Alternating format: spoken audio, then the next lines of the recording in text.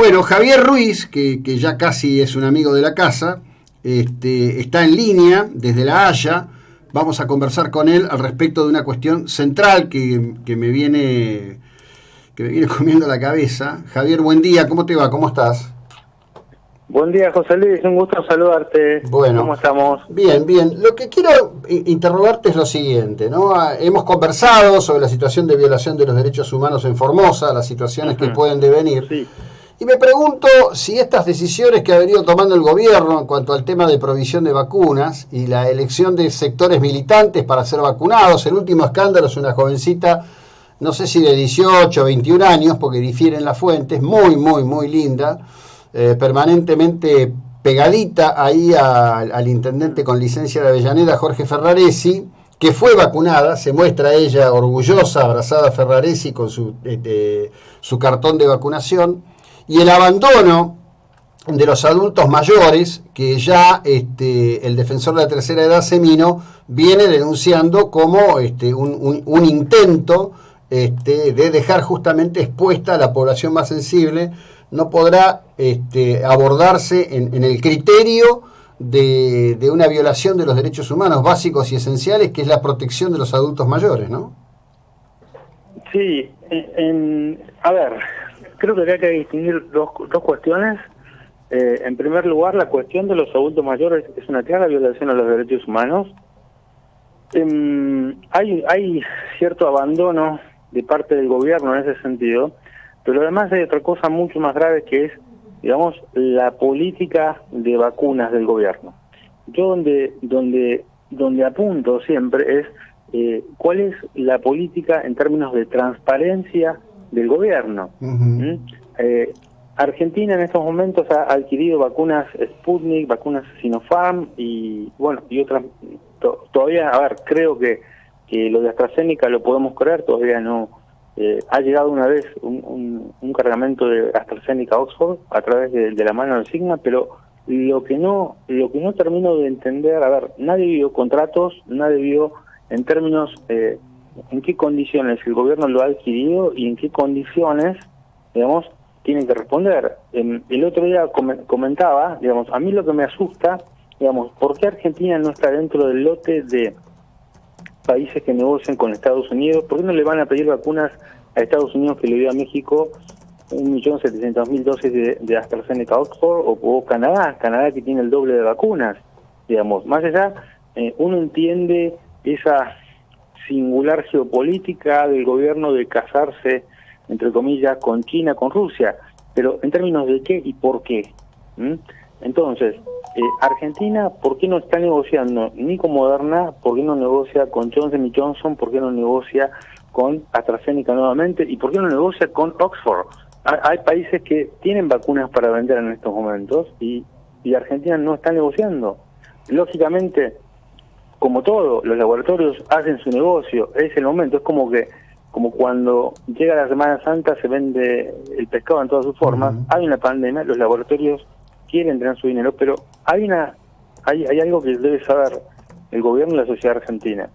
Hay organismos como la OECD, la OCDE, la Organización para la Cooperación y Desarrollo Europeo, y hay organismos como la Stock Exchange Security en Estados Unidos, que están con la lupa, y que además el organismo de la propiedad intelectual, bueno, en español es la OMPI, Organización de la Mundial para la Propiedad Intelectual, están con la mira desde Ginebra sobre los laboratorios médicos y sobre las negociaciones y transacciones.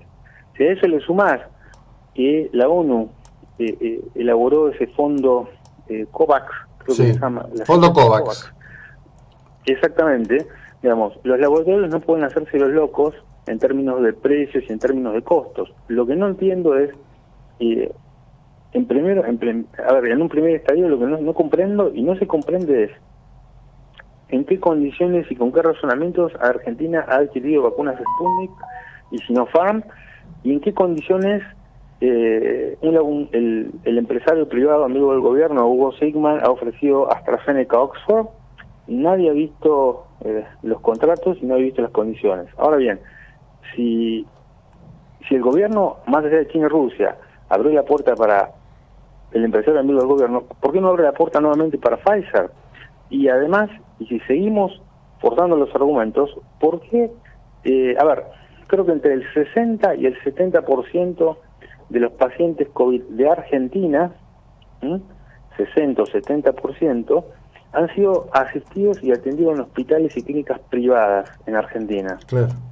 Esto no lo dice la señora Bisotti cuando habla. Entonces, si el 60 o el 70% han sido atendidos en clínicas privadas, ¿por qué no dejan que los estados provinciales, organizaciones privadas o empresas, puedan arrimar al gobierno o trabajar de manera conjunta con los laboratorios privados, digamos, poder comprar vacunas? Bueno, pero vos fijate que frente a esto, para lo cual ya hay un petitorio de legisladores de Juntos por el Cambio, la respuesta del presidente es una respuesta en ausencia de sentido común cuando dice quieren vacunas para unos pocos, cuando la realidad es que las vacunas para unos pocos las está proveyendo el gobierno y define además ideológica y políticamente quién sí y quién no.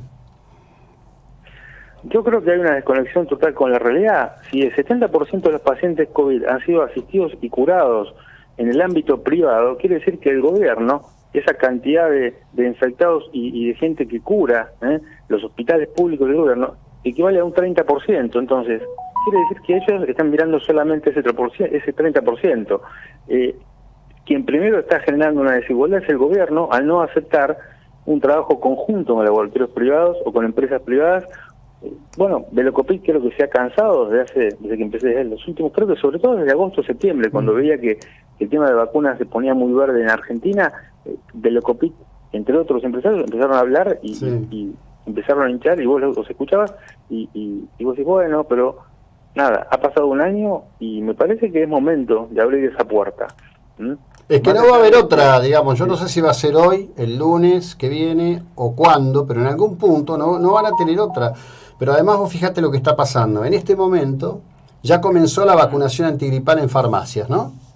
El Estado no ha manifestado. El Estado que habitual, históricamente en la Argentina, provee masivamente la vacunación antigripal a través de los distintos efectores de salud pública. Este año, por lo visto, ni gestión ha hecho para adquirir la vacuna, sin embargo ya está en farmacias. Bueno, esta es la otra cuestión que sería importante, digamos, habilitar a Argentina tiene una larga tradición y tiene una estructura funcional de carácter privado, como vos citás, que puede dar una respuesta muy rápida en este sentido.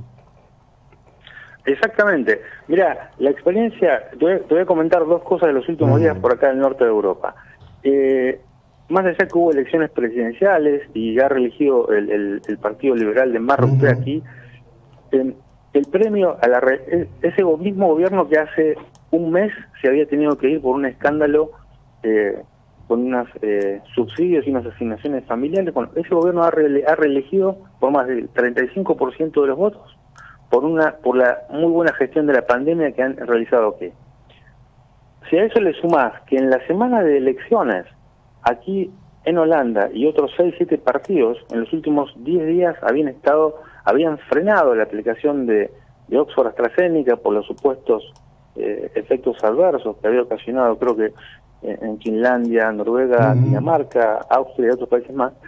Lo que habían hecho era rápidamente, ha habido reflejos para seguir vacunando, ahí nomás salieron a suplir con otros laboratorios privados, una CureVac belga y otra, la versión de Pfizer de laboratorios Bayer, de aquí de Alemania. O sea, salieron rápidamente a comprar, sin saber que 7 días después volvieron a aplicar Oxford AstraZeneca. O sea, rápidamente se les pincha una vacuna, la suplen con otro. Es fundamental eso, es fundamental para la política y para cualquier economía. Es fundamental tener a la población vacunada para que se pueda seguir trabajando. Si no hay vacuna, no hay trabajo y el país se para. Esa es la concepción de ellos, ¿no? Sí, sí. Bueno, además yo creo que el tema de Pfizer-BioNTech se va a volver realmente... Hoy es una piedra en el zapato, va a ser lapidario, porque Steven Levinsky, un politólogo muy interesado ha dicho claramente que el tema de Argentina es el tema de la coima. Que las vacunas no están porque se pidió una coima y que el laboratorio se negó ampliamente, como se va a negar no por probidad, sino cualquier estructura económica que cotiza en Wall Street, porque saben que el precio de eso puede ser la desaparición de la compañía. Exactamente. Bueno, y es ahí donde actúa la OCDE delante de la Unión Europea con sede en París y actúa la SEC con sede en Nueva York. El problema que hay, a ver, si algún laboratorio llega a subir, llega a pedir un sobreprecio o a recibir un sobreprecio, para no hablar de esa palabra que esperemos que no sea, si algún laboratorio, las sanciones son pero terribles. Primero le sacan la propiedad de la marca y después le sacan el derecho. Y sobre eso le cobran una terrible indemnización al laboratorio. Es un daño pero terrible. A ver, la multinacional, el laboratorio prácticamente desaparece. Es la muerte civil de un laboratorio. Pero más allá de lo que comentaba Levinsky y todo eso, hay algo muy cierto que el otro día había comentado Laura Alonso, quien fuera la titular de la Oficina Anticorrupción.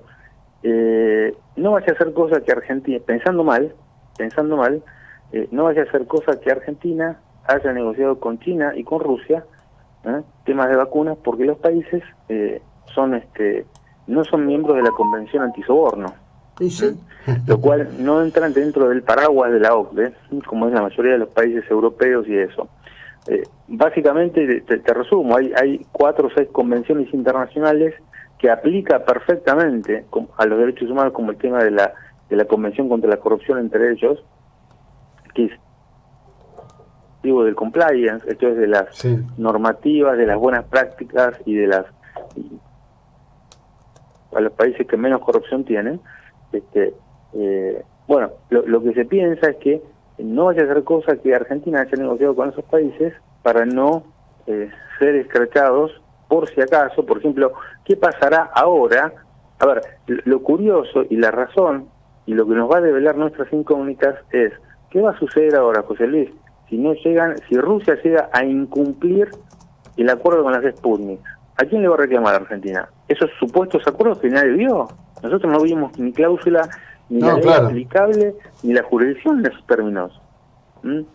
Tampoco sabemos qué hay a cambio, cuál es la contraprestación de parte de Argentina. Así es. Bueno, estos son los temas que me parece que estamos adelantando, Javier, que van a ser parte de la agenda en estos días. Te agradezco enormemente, como siempre, buena jornada allí en La Haya. Ya están entrando en la primavera, imagino que van a tener días un poquito más largos y más amables. Buena jornada, muy amable. Si Dios quiere, buena jornada y buena semana para ustedes. Así, gracias, José Luis, un fuerte abrazo. Gracias. Bueno, Javier Ruiz es argentino, abogado, especialista en Derecho Internacional y en temas de compliance, en temas de lo que son las buenas prácticas y las cuestiones de derechos humanos.